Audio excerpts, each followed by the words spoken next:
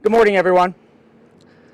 I'm Cody Fulwiler, Lieutenant in the LVMPD Traffic Bureau. We are here today seeking the community's assistance in obtaining additional information to locate the individual responsible for the death of Margaret Brown.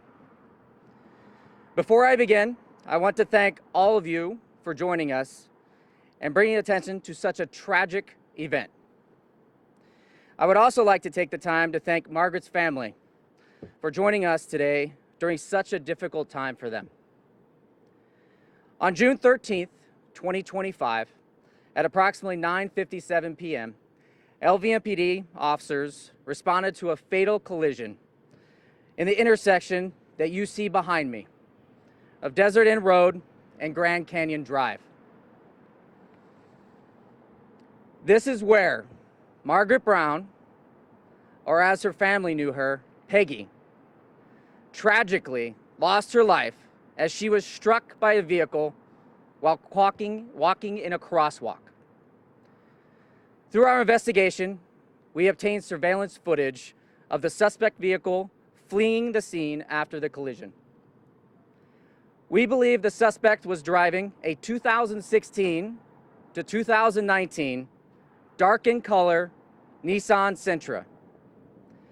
Our investigators have spent the last 26 days exhausting every lead to identify the person responsible for this tragedy.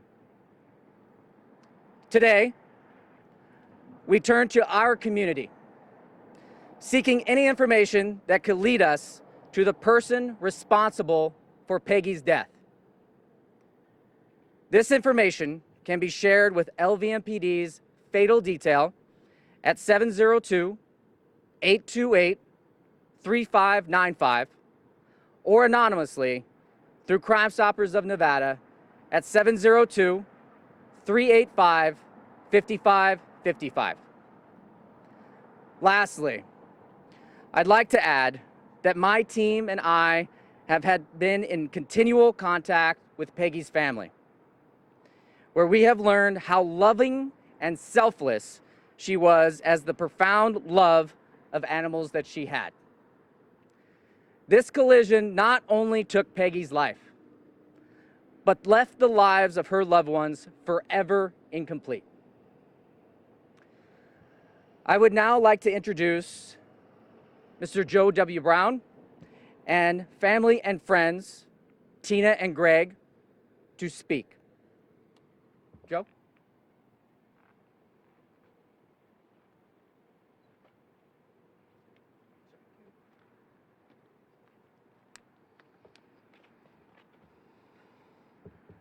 Hello, I'm Joe Brown. I've been a resident of Las Vegas for 57 years.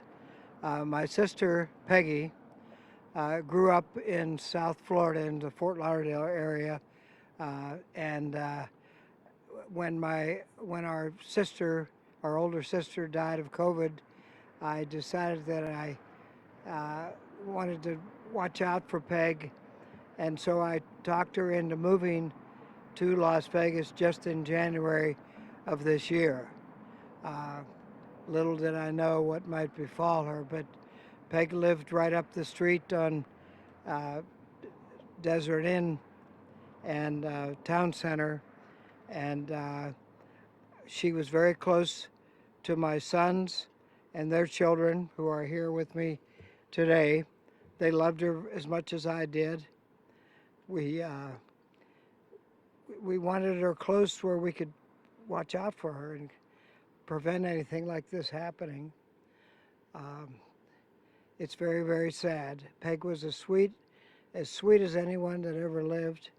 She loved people. She never married, but she loved people, and she loved animals of any kind. She used to walk down to the Gardens Park every day just so that she could see animals and pet dogs and cats or whatever animal was in there. And she'll be missed tremendously by not only me, but by anybody who knew her. Everyone, I had so many people for only having lived here 5 months. She had so many friends who will all miss her like we will. Thank you. Tina? My name is Tina Brown. I am married to Peg's nephew, Jeff Brown. We adored Peg. She was so special to us.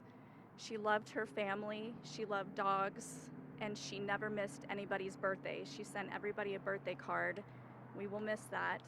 And we are devastated that somebody hurt her and left her in the road and didn't help her.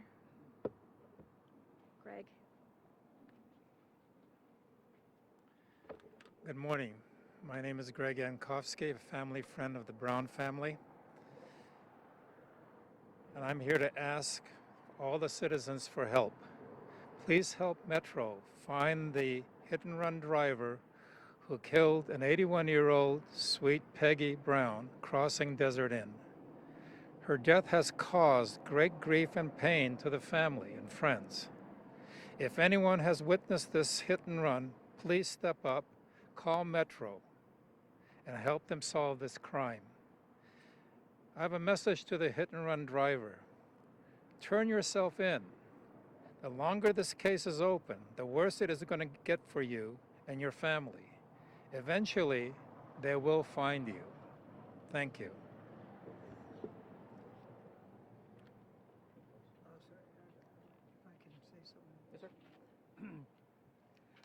I don't want to conclude this program without thanking Metro. Metro has done a magnificent job. They've worked very hard. They've turned every stone, and we are convinced that this culprit will be caught by the hard work of Metro. Thank you. Stay up or stand in the shade, and I'll call you back up at the end. You want to stay in the shade?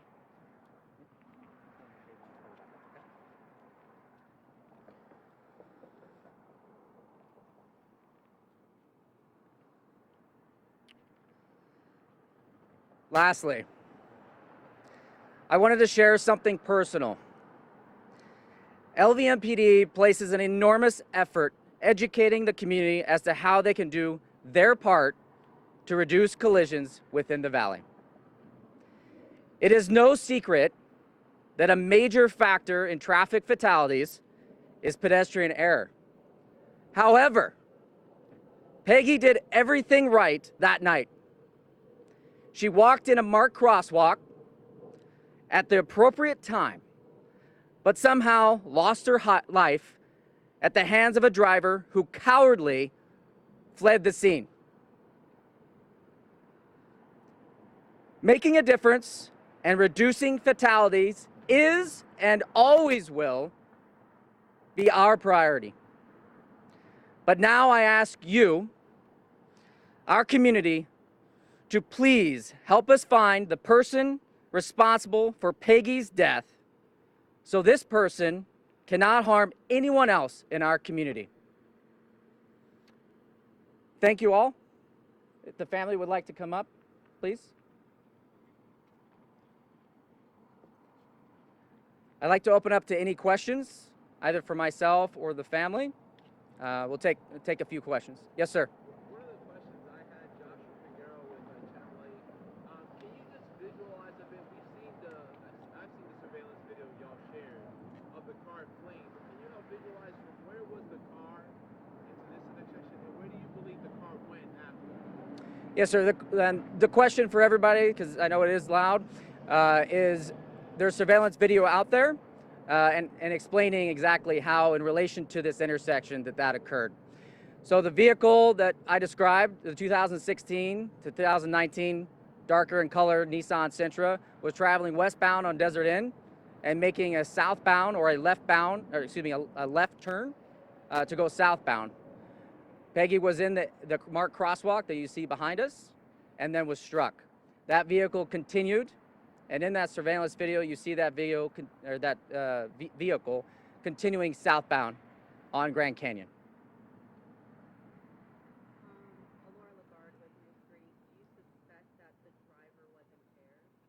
The question is, do we suspect that the driver is impaired? At this time, the investigation is ongoing. We do not know that, but there is always that possibility. Casey Harrison, Review Journal. Can you detail some of the investigative processes that were used that obviously ended up being exhausted in investigation? So the question is, can I explain the investigative processes that have been utilized in this case? I'm not going to go into detail to all the investigative processes and the programs and that, but our fatal team has used extensive resources, as well as other sections within Metro, as well as other agencies to assist us with finding out who this suspect is that was the driver in this tragic incident. There are many things such as the Fusion Watch and video, as well as folks in our community that have surveillance video. And that's why we're here asking the community that if they saw something that didn't capture on that video, to come forward and give us that information. What other agencies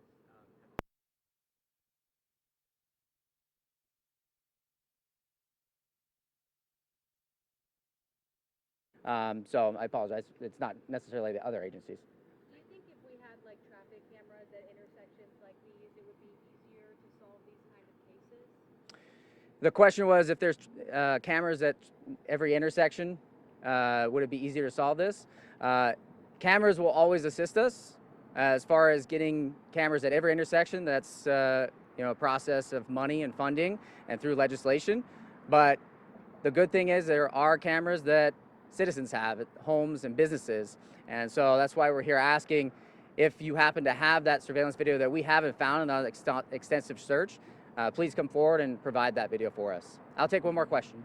There are cameras here. Is that part of the footage that has been reviewed? And also, what is the next step as far as if you've already looked at all the video that's come in?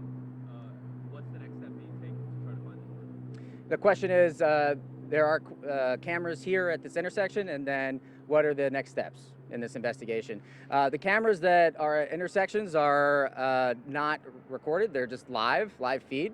But there are cameras within these communities and businesses that we are reviewing. And those are the next steps in the process and why we're here asking the community to give us that information. So I want to thank all of you for coming out, and especially the family that's behind me. And with that, we'll go ahead and conclude this press conference. Thank you so much.